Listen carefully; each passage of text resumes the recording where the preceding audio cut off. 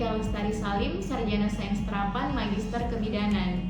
Saya adalah salah satu dosen program studi Diploma 3 Kebidanan di Institut Kesehatan dan Teknologi Buton Raya. Video ini saya buat dengan tujuan untuk memenuhi salah satu persyaratan sertifikasi dosen tahun 2024, yaitu pernyataan diri dosen dalam unjuk kerja Tridharma Perguruan Tinggi atau PDD UKT-PT, khususnya di aspek pengajaran. Izinkan saya memaparkan salah satu mata kuliah yang saya ampu, yaitu Asuhan Kebidanan, Nifas dan Menyusui. Mata kuliah ini merupakan mata kuliah wajib program studi Diploma 3 Kebidanan pada semester 3 atau pada semester ganjil dengan bobot SKS 3 SKS. Mata kuliah ini memberikan kemampuan kepada mahasiswa untuk memberikan asuhan kebidanan Ibu Nifas normal dengan menggunakan pendekatan manajemen kebidanan yang didasarkan konsep-konsep, sikap dan keterampilan serta hasil evidence based dalam praktik kebidanan postnatal care yang menggunakan pendekatan manajemen kebidanan yang berfokus pada upaya preventif dan promotif, deteksi dini komplikasi, penanganan awal kegawat daruratan serta pendokumentasiannya. Berikut capaian mata kuliah atau CPMK Asuhan Kebidanan, Nifas dan Menyusui. Yang pertama, mampu menjelaskan konsep dasar masa nifas. Yang kedua, mampu menjelaskan perubahan fisiologis masa nifas. Yang ketiga, mampu menjelaskan proses adaptasi psikologi pada masa nifas. Yang keempat, mampu menjelaskan respon orang tua terhadap bayi baru lahir. Yang kelima, mampu menjelaskan kebutuhan dasar masa nifas. Yang keenam, mampu menjelaskan manajemen kebidanan pada masa nifas. Yang ketujuh, mampu menjelaskan program tindak lanjut asuhan masa nifas di rumah. Yang kedelapan, mampu menganalisis deteksi dini komplikasi pada masa nifas. Kesembilan, menjelaskan dan memahami proses laktasi dan menyusui. Metode DIA atau Delivery Interaction and Assessment saya menggunakan dalam proses pembelajaran. Delivery, saya menyiapkan berbagai ragam materi pembelajaran dengan berbagai sumber antara lain modul ajar, buku referensi, jurnal, dan buku ajar yang dapat menunjang pembelajaran di kelas maupun secara mandiri sehingga materi yang didapatkan dapat diterima baik oleh mahasiswa. Interaction, kegiatan tatap muka yang dilakukan antara dosen dan mahasiswa yang membahas materi kuliah baik di kelas maupun online. Untuk mencapai pembelajaran, saya juga menggunakan beberapa media, misal Zoom Meeting, Google Meet yang digunakan sebagai interaksi online saya. Dengan metode pembelajaran yang digunakan, kuliah interaktif, problem-based learning, role play, simulasi, dan small group discussion. Assessment dibuat untuk melakukan evaluasi penilaian capaian pembelajaran di mana telah disepakati di awal perkuliahan dengan kontrak perkuliahan dan tertuang dalam RPS. Adapun assessment meliputi kehadiran, tugas terstruktur, kuis, praktikum, UTS, dan UAS. Berikut ini saya akan menampilkan proses pembelajaran di dalam kelas pada mata kuliah Asuhan Kebidanan, Nifas dan Menyusui pada pertemuan 3 dengan menggunakan metode mengajar kuliah interaktif. Selamat menyaksikan. Assalamualaikum warahmatullahi wabarakatuh. Waalaikumsalam warahmatullahi wabarakatuh. Kita ketemu lagi di mata kuliah Asuhan Kebidanan, Nifas dan Menyusui. Sebelum kita mulai perkuliahan hari ini, kita berdoa dulu ya bersama-sama. Doa berdasarkan kepercayaan masing-masing. Doa dimulai.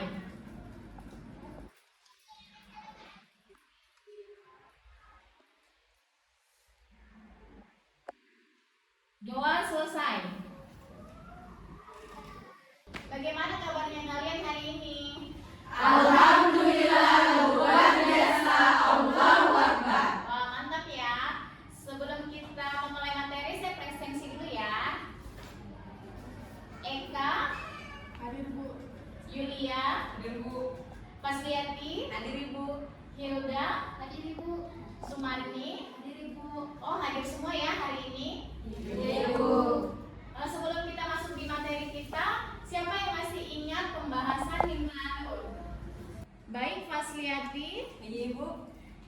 ingat materi minggu lalu tentang perubahan fisiologis masa nifas? Masih Ibu. Ya, coba dijelaskan. Ada perubahan pada sistem reproduksi, perubahan pada sistem pencernaan, perkemihan, dan sistem muskuloskeletal. Ya, bagus sekali ya. Diberi aplaus pada temannya. Ada yang menambahkan? Ada Bu, saya Bu. Ya, saudari Yulia.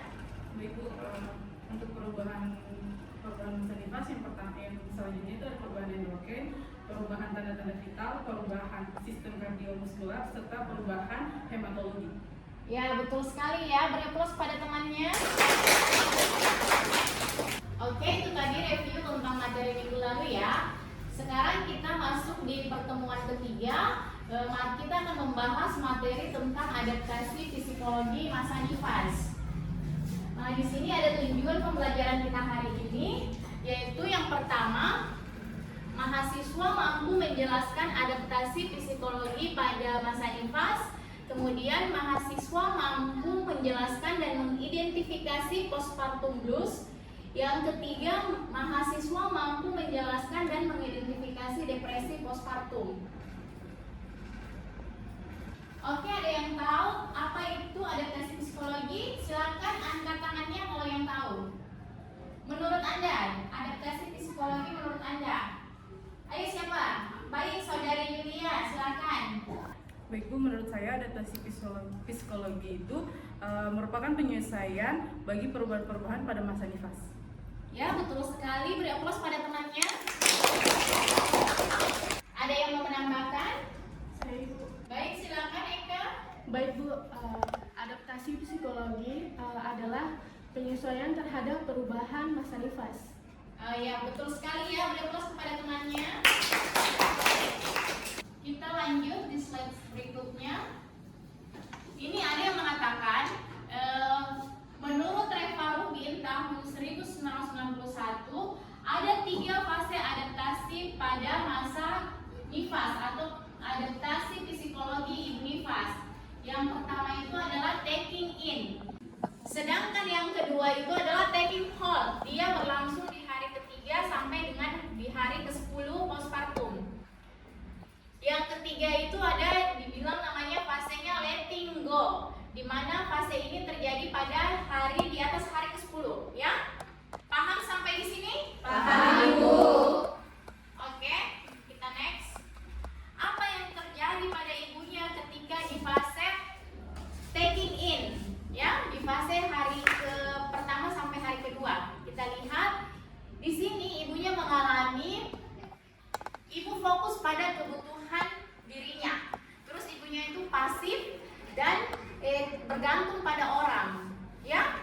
Karena mungkin ibunya habis melahirkan, jadi di fase hari pertama sampai hari kedua itu ibunya masih bergantung sama orang. Rasa capek itu kalau melahirkan dia tidak dirasakan capeknya pada saat habis melahirkan. Besoknya atau hari pertama, hari kedua sampai hari kelima biasanya itu badan ibunya merasakan pegal-pegal.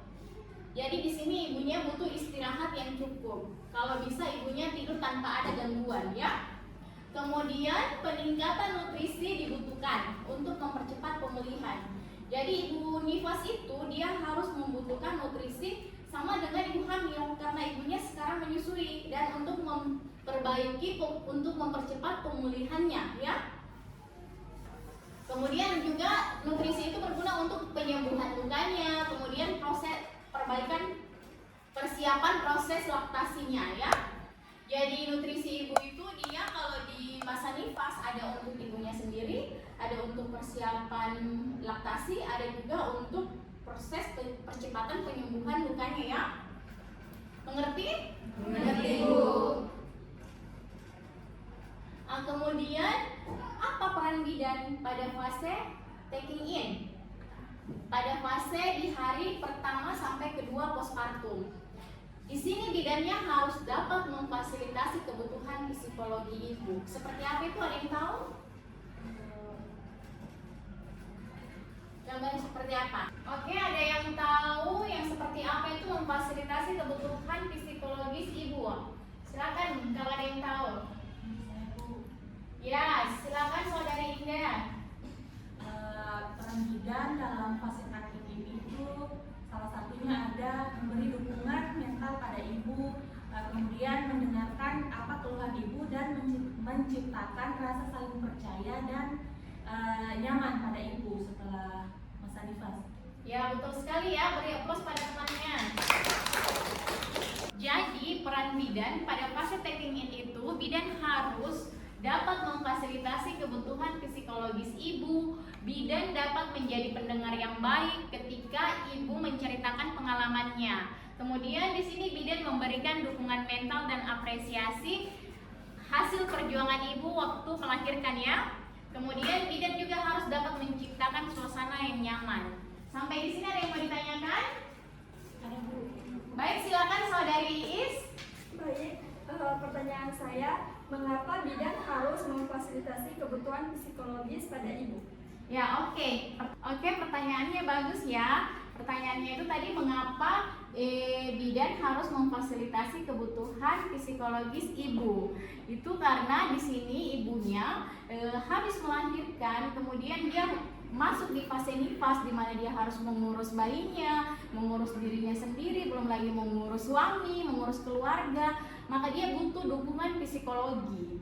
Sehingga takutnya karena kebanyakan di sekitar kita, ibu itu mengalami depresi psikologi karena kurangnya dukungan dari orang sekitar. Makanya sehingga kenapa bidan harus berperan untuk mendukung psikologi, kebutuhan psikologi ibunya. Takutnya nanti ibunya depresi postpartum ya. Sehingga bidan berperan penting pada saat ibunya membutuhkan kebutuhan psikologi. Ya, begitu ya? Jelas ya? Masih ada yang mau bertanya? Oh, kalau tidak ada kita lanjut ke slide selanjutnya. Hubungan dari pengalaman melahirkan terhadap harapan dan aspirasinya. Dia berpikir mungkin setelah melahirkan akan bahagia, ternyata tidak seperti yang ekspektasinya, maka menjadi faktor yang mempengaruhi keberhasilan adaptasi ya di masa transisi menjadi orang tua. Kemudian pengalaman melahirkan dan membesarkan anak yang lalu atau yang terdahulu. Ketika ibunya yang mengalami nifas itu mungkin dia anak kedua, kan dia punya anak yang pertama ya kakaknya. Jadi ketika dia sudah punya pengalaman, maka tingkat keberhasilan untuk menghadapi anak yang kedua itu lebih mudah, ya. Oke, lanjut ya. Kemudian pengaruh budaya. Pengaruh budaya juga mempengaruhi keberhasilan adaptasi menjadi orang tua. Yang terkadang biasanya mertuanya atau orang tuanya menganggap bahwa ibunya ini sementara lagi capek ya, habis melahirkan jadi bayinya dirawat saja sama mertuanya. Jadi ibunya kurang untuk menyesuaikan dengan bayinya, kurang adaptasi untuk menjadi orang tua dengan bayinya ya. Kemudian masuk di postpartum blues. Ada yang tahu itu postpartum blues? Kita lihat bersama ya. Di sini postpartum blues adalah periode emosional stres yang terjadi antara hari ketiga dengan hari ke-10 ya. Postpartum blues ini 80% ibu postpartum itu bisa jadi mengalami depresi postpartum ya. 80% banyak.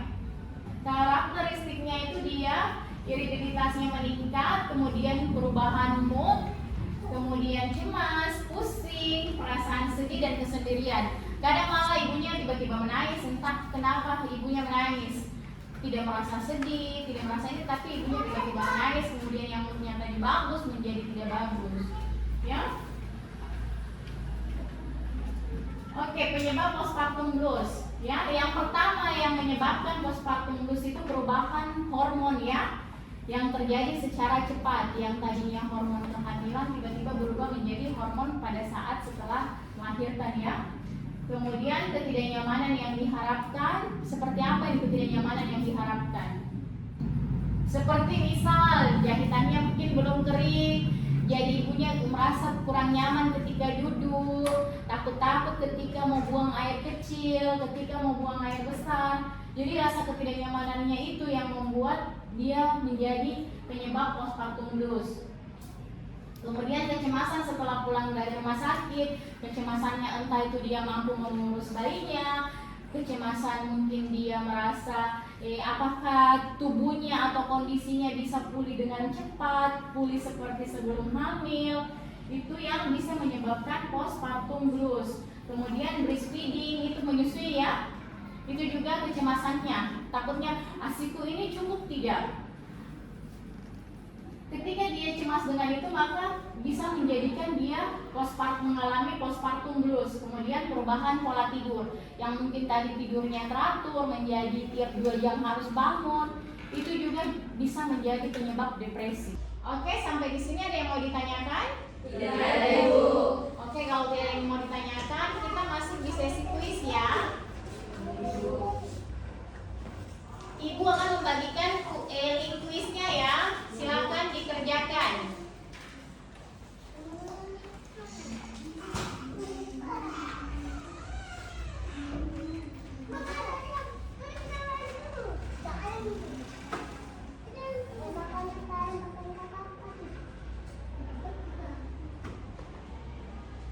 Oke, kita masuk di bagian kesimpulan ya. Ada yang mau membantu Ibu untuk membacakan kesimpulan di slide? Silakan.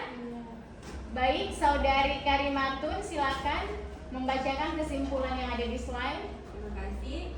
Untuk kesimpulannya itu, adaptasi fisiologi pada Ibu Nifas merupakan proses penyesuaian Ibu terhadap perubahan-perubahan yang dialami pada masa postpartum, di mana ada 3 periode yang dilewati Ibu, yaitu taking in, taking hold, dan letting go. Oke, beri aplaus kepada Karimatun. Selanjutnya ada yang mau membacakan kesimpulan lagi? Baik, Saudari Indah, silakan. Kesimpulan selanjutnya itu ada bidan berperan penting dalam proses adaptasi psikologi ibu selama postpartum, di mana ada peran bidan diantaranya sebagai pendengar yang baik, memberikan dukungan mental dan apresiasi atas hasil perjuangan ibu melahirkan bayinya. Baik, karena kita sudah sampai di kesimpulan, maka perkuliahan kita hari ini telah selesai ya. Nah, di sini Ibu punya quotes. Belajarlah jadi lebih kuat ketika situasinya lebih berat. Belajarlah jadi lebih baik ketika keadaannya lebih buruk ya. Bisa ya? Bisa, Ibu.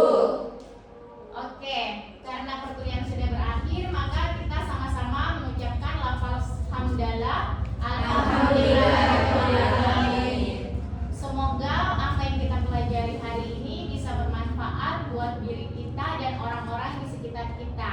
Amin.